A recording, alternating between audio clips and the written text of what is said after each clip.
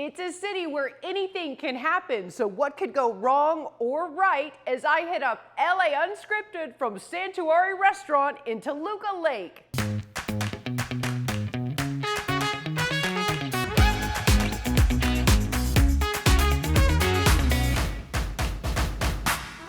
From the mouth-watering modern Mediterranean menu where every darn dish is made from scratch to an elegant Moroccan ambiance inviting you to just say, ah. It's tucked away in Toluca Lake, a hidden gem that certainly surpasses its signature.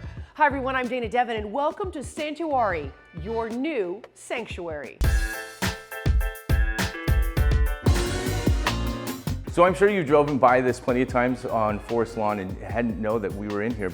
And you combine the space and the service and the great food, and it's not something that you would expect to find in this part of town. Hi, I'm Sean Anderson of Santawari, and I am revealing the secret sanctuary tucked away in Toluca Lake. Now, Santawari literally translates into sanctuary in the Catalan dialect of northern Spain. So the owners purposely designed this to be kind of a homage to their favorite places on holiday in the Mediterranean. So you can see the room here is more like Mallorca, south of Spain. Back in the green room, more of like Moroccan, Moorish, kind of Turkish vibe to it. Out on our terraces, it's like a Santorini Greek Isle Club Med kind of a feel to it. The building was built originally as a social club for all the movie stars and studio execs of all the studios around here in Burbank. And the restaurant in the space here itself is kind of a perk for all of the movie stars who were members of the club.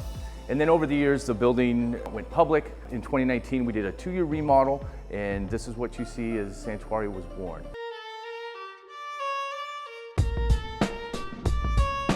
This is actually a whole fish. Fish. What kind of fish? A dorade. Chef does cashew romesco sauce. Our menu definitely changes seasonally. We do everything from caviar service to whole fish. A lot of Mediterranean. LA Magazine called us one of the most transporting restaurants in Los Angeles. And so when people come in, it's like you're at a seaside resort.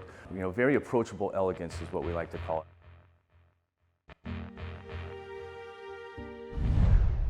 Seriously, you guys, it feels like we went off script in Ibiza or Casablanca, and the racket girl in me loves that there is a tennis court just on the other side of this door.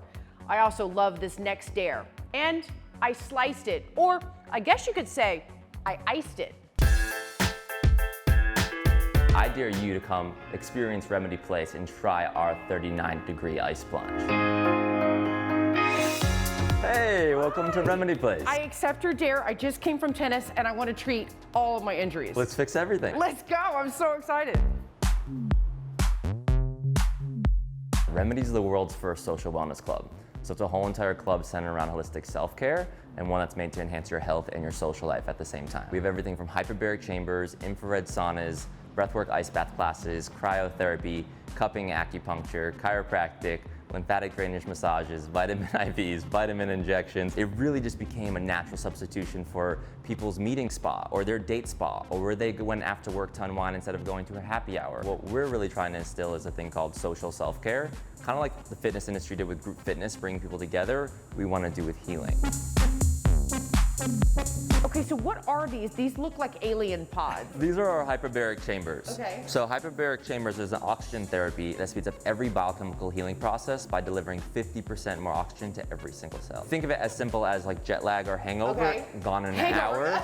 Yeah. Or, if you actually had a serious trauma or surgery, we can cut off 20 or 30% of your healing time. Seriously? All right, so this is a dare. No. Are you ready for this? No. Okay. This water is 39 degrees. It is cold. When you stand up in the tub, you're gonna gently sit down to the floor. The first thing that your body's gonna do, it's gonna have a shorten of breath, but what we wanna do is do anything possible just to elongate the breath. How does cussing work? 4, 3, 2, 1. Step into the tub and sit all the way down the floor. All the way. You got it, you got it. Sit all the way down. Remember, good, elongate the breath. As long as you can inhale, you are doing amazing. I promise. It hurts. I promise it'll be worth it. I know it's completely normal, everything you're feeling. Remember, relax the shoulders, relax your head. You're still tensing, you have to relax. All right, there we go. Be careful. Oh, I can't feel my legs so much. Why can't I feel them? I feel alive. I don't feel any aches and pains, but I really feel proud that I did it. You feel amazing, and that's the benefit that we want you feeling every time you leave that ice bath. So, actually, tennis does not always do a body good. So Remedy Place and Santawari, after a set, winning all day. But now let's volley with Jasmine as she rallies with a scoring sponsor.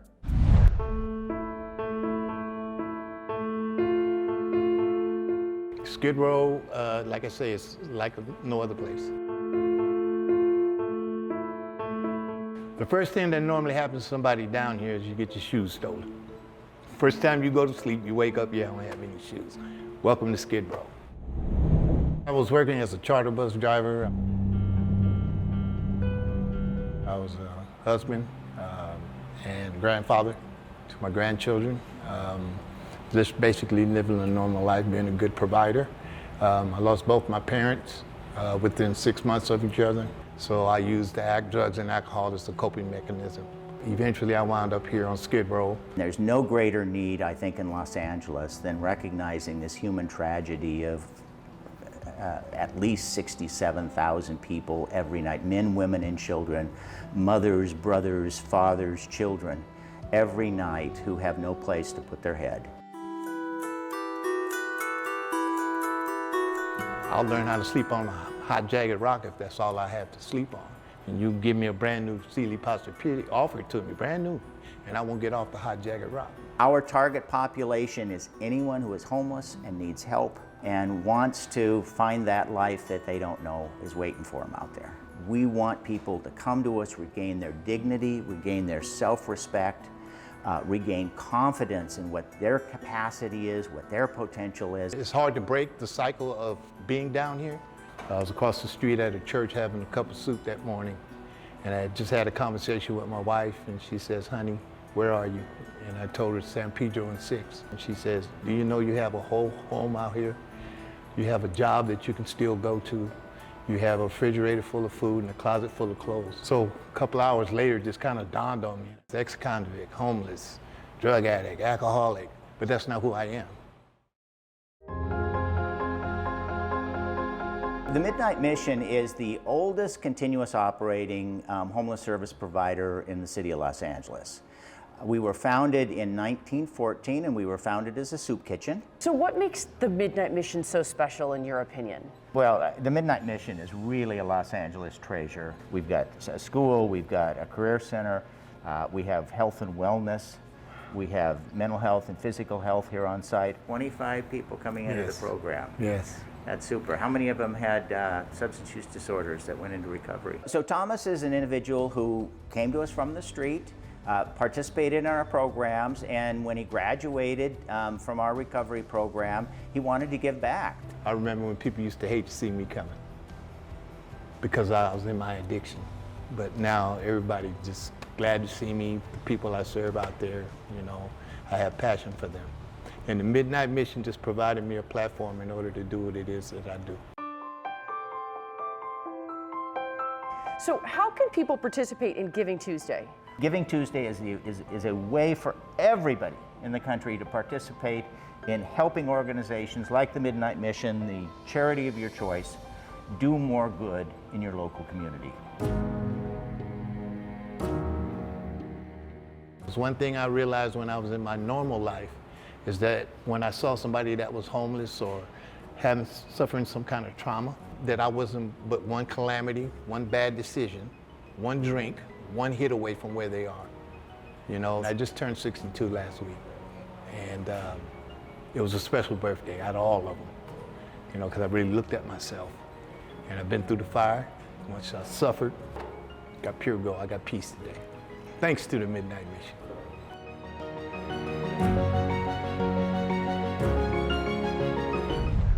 LA Unscripted from Santawari Restaurant in LA. We'll be right back.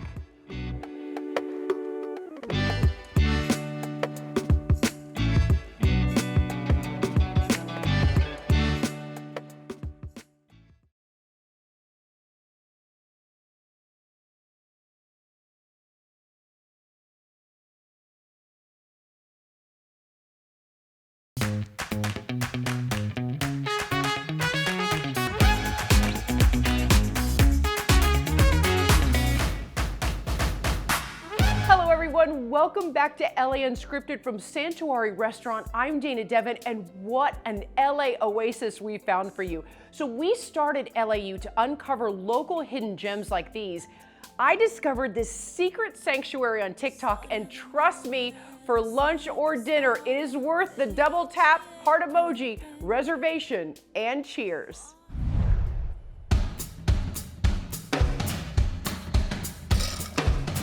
Every 3-4 months, we create new cocktails, new specialty cocktails, craft.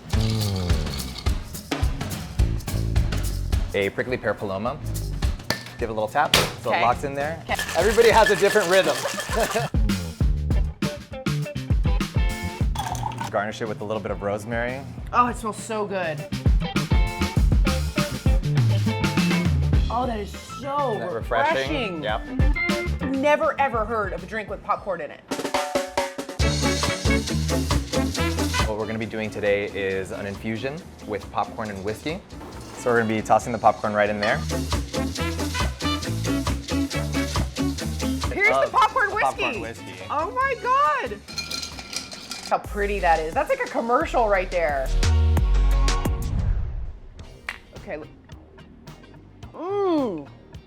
That is a perfect fall cocktail. Right? You That, get the layers of flavor in there. It's You get incredible. The orange, the popcorn, the whiskey, a little bit of sweetness, caramel note. This, by the way, is a winner. Something I actually thought I would be after this next dare.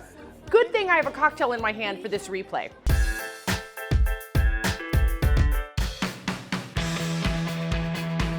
The last time I played tennis, I think it was a year ago. I wasn't out there long, so it was like maybe for like a hot minute, and I was like, I'm done. Okay, so Ping and I are friends off camera. So Ping was like, hey, let's go play tennis sometime. And I was like, yeah, let's do it. I got her probably by about 8 inches in height. She looks the part. He didn't wear tennis clothes. I think you should maybe invest in a racket. We're gonna play one set, okay, and I'm gonna spin. So do you want mountain or valley? I'm gonna take mountain. Okay. Okay, so it is mountain. Okay. So that means you get to pick whether you serve or receive. I'm gonna serve first because I Do you need know it. how to serve? Here we go. And she didn't think I had any talent.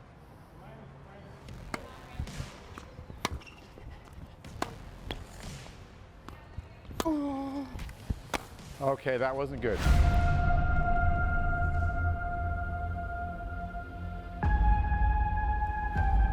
And I'm just warming up. My golf shirt on. Oh! Dang! Come on! I wanted that one too so bad. Passing shot.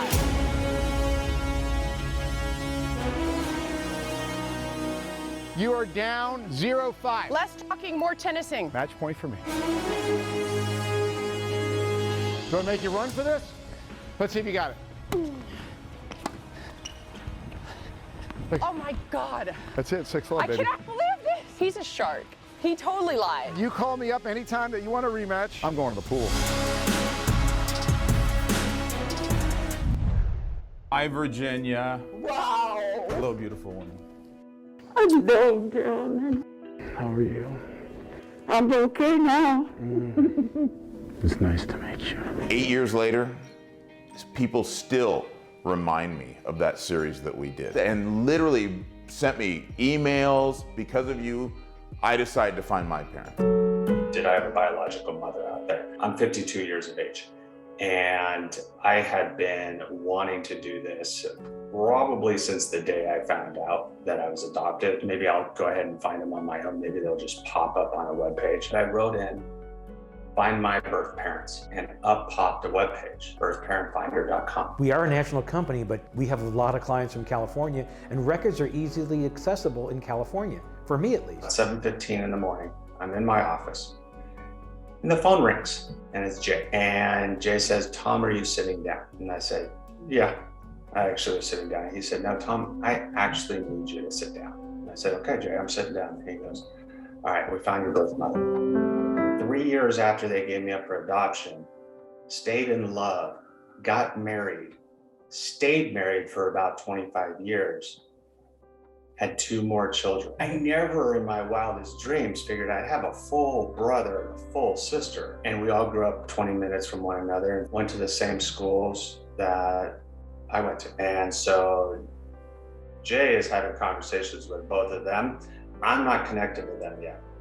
We don't even know if they want to even know about me. We have to prepare them for what they don't know, what could change their life. Are you prepared for the worst, where they would reject you?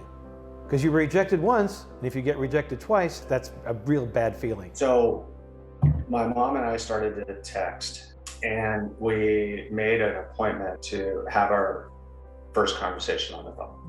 And so that took place. We spoke for 3 hours. Then it was decided that we should meet. So on my 50th birthday, I got on a plane, flew up to Northern California, drove, and walked up to the doorstep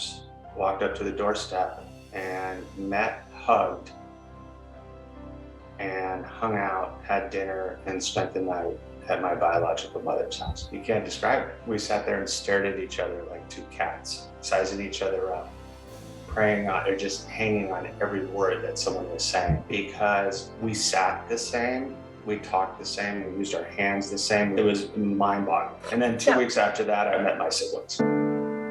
I just want to help as many people as I can. I will just tell you that there's a lot of us out there. Those that have been adopted, we all have an abandonment issue. Whether or not we choose to address that issue is entirely up to the individual. We have a team of genetic genealogists, so we do whatever it takes to solve their case, and once we do, it's an amazing feeling. I cannot recommend them enough. They are an exceptional group of people, very professional, and I think the world of them.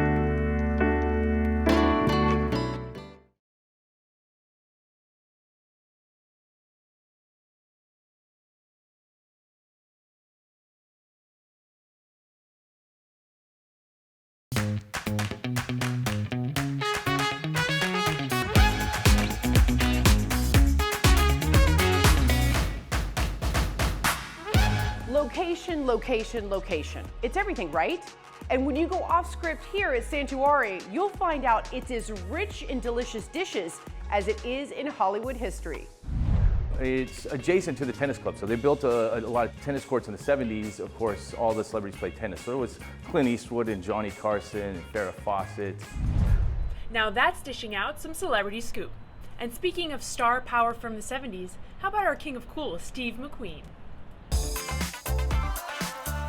What's fascinated me about Steve McQueen is just that, you know, he was a very charismatic individual.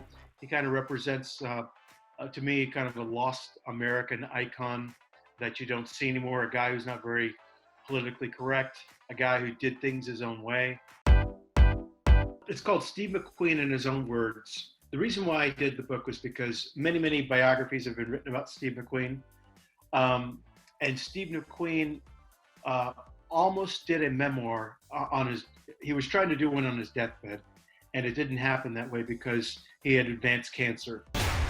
One fun fact that you think that, doing all your research, that nobody knows about Steve McQueen. Go. He was a towel boy in a brothel. You don't get a lot of movie stars making that claim. He was supposed to be there the night that Sharon Tate was killed at her house. He was driving a motorcycle. He picked up a hitchhiker on the road, and then they went off and did their own thing. But he was invited there that night. This book took me 6 years to compile because I had to go through thousands and thousands of photos because I wanted each quote to match the photo. So doing his early life and his late life, I had complete matches for those. But when you start talking about esoteric things, that's what took a lot of time. I love you, Olivia. You're always such a good sport. And you know what? So is Jessica Holmes.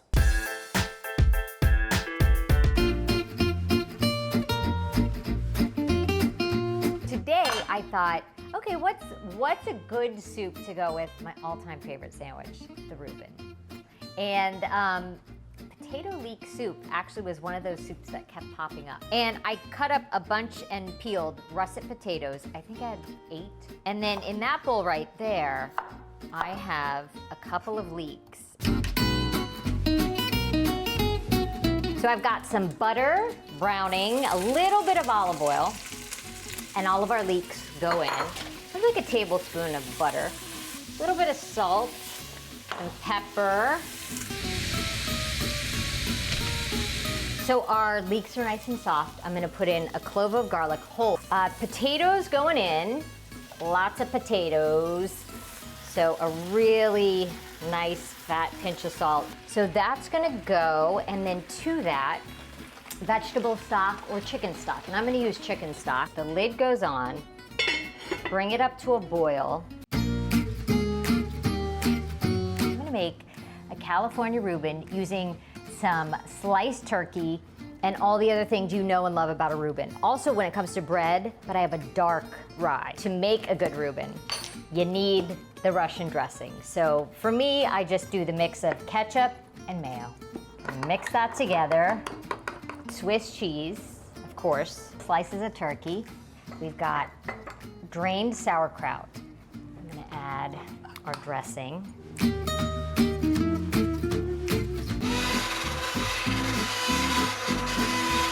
I'm gonna just put a splash of heavy cream, and our soup is done.